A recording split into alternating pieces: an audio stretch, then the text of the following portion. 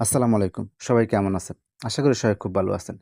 আপনারা যারা ভাতাভোগী রয়েছেন, যেরকম বয়স্ক ভাতার টাকা পেয়ে থাকেন, বিধবা ভাতার টাকা পেয়ে থাকেন, মাতৃত্বকালীন ভাতার টাকা পেয়ে থাকেন, যারা এসব ভাতার টাকা পেয়ে থাকেন তারা হয়তো সকলেই জানেন যে এসব ভাতার টাকাটা কিন্তু মার্চের ১২ তারিখ থেকে টাকাটা দেওয়া শুরু হয়েছিল। মার্চের ১২ তারিখ বৃহস্পতিবার ছিল। এরপরে শুক্রবার এবং শনিবার ২ দিন সরকারি বন্ধ থাকার কারণে কিন্তু বাংলাদেশ ব্যাংক এই ২ দিন বন্ধ থাকে। যার কারণে ২ দিন টাকাটা দেওয়া বন্ধ ছিল। বন্ধ দেওয়ার পর আবার রবিবার থেকে কিন্তু তারা এসব টাকাগুলা ভাতার টাকাগুলা দেওয়া শুরু করেছে। লাস্ট ১৯ তারিখ মানে আগামীকাল যে বৃহস্পতিবারটা চলে গিয়েছে, তো সেই বৃহস্পতিবার পর্যন্ত কিন্তু এসব সকল ভাতার টাকাগুলা দেওয়া হয়েছে। তো এখানে অনেকে প্রশ্ন করতেছেন যারা এখনো টাকাটা পান নাই, তারা কি এসব টাকাটা কি আরো পাবেন কিনা? বা এসব ভাতার টাকা দেওয়ার লাস্ট তারিখটা কবে? তো এই সকল কিছু তথ্য বিস্তারিত নিয়ে আজকে আলোচনা করব।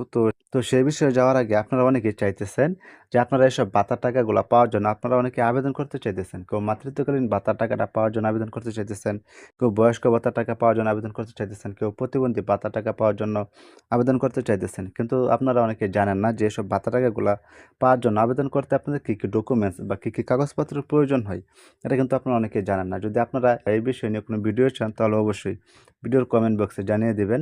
আর যারা ভাতার টাকাগুলা পেয়েছেন তারা অবশ্যই কমেন্ট বক্সে জানিয়ে দিবেন যে আপনারা কোন জেলা থেকে টাকাগুলা পেয়েছেন। আর যারা এখনো এসব ভাতার টাকাগুলা পান নাই, তো আপনারা কোন জেলা থেকে সব ভাতার টাকাগুলা পান নাই, তো ভিডিওর কমেন্ট বক্সে জানিয়ে দেবেন। তাহলে অনেকে বুঝতে পারবে যে এই জেলাগুলাতে এখনো পর্যন্ত এসব ভাতার টাকাগুলা দেওয়া হয় নাই। তো ভিডিওর মূল কাজে যাওয়ার আগে আপনাদের কাছে ছোট্ট একটা অনুরোধ থাকবে।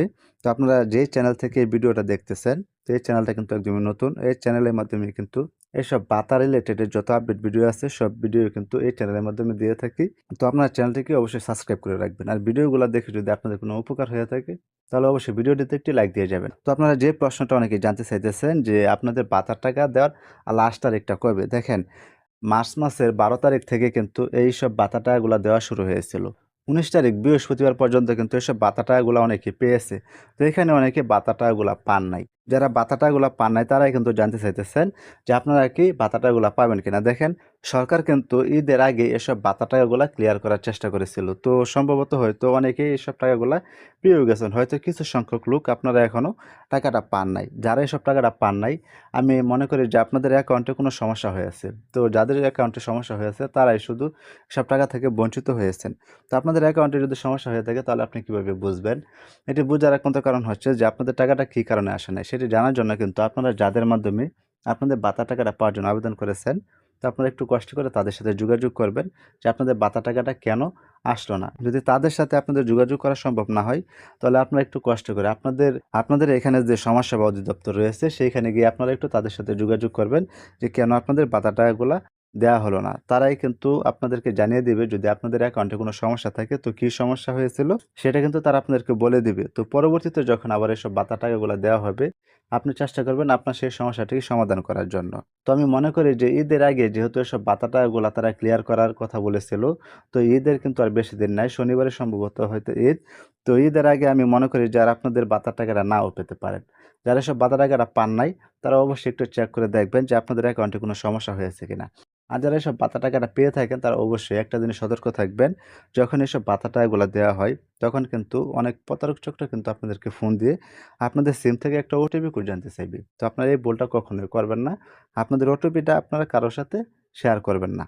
আর যখন এসব ভাতা টাকা দেওয়া হয় তখন কিন্তু অনেকের মেসেজ আসে না। মেসেজটা কী ধরনের মেসেজ আসে তো আমি আপনাদেরকে একটু দেখাই।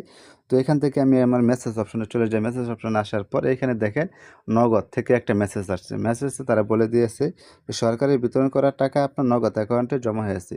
যদি আপনাদের সিমে কোনো মেসেজ নাও আসে কোনো কারণে, তাহলে আপনারা অবশ্যই এখনই আপনাদের যেই অ্যাকাউন্টের মাধ্যমে আপনাদের টাকাটা আসে সেই অ্যাকাউন্টটা আপনারা একটু চেক করে দেখতে পারেন যে আপনাদের টাকাটা আসছে কিনা।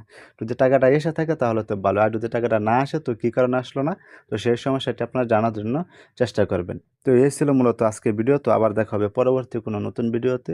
তো সেই পর্যন্ত সবাই সুস্থ থাকবেন, ভালো থাকবেন। আল্লাহ হাফেজ।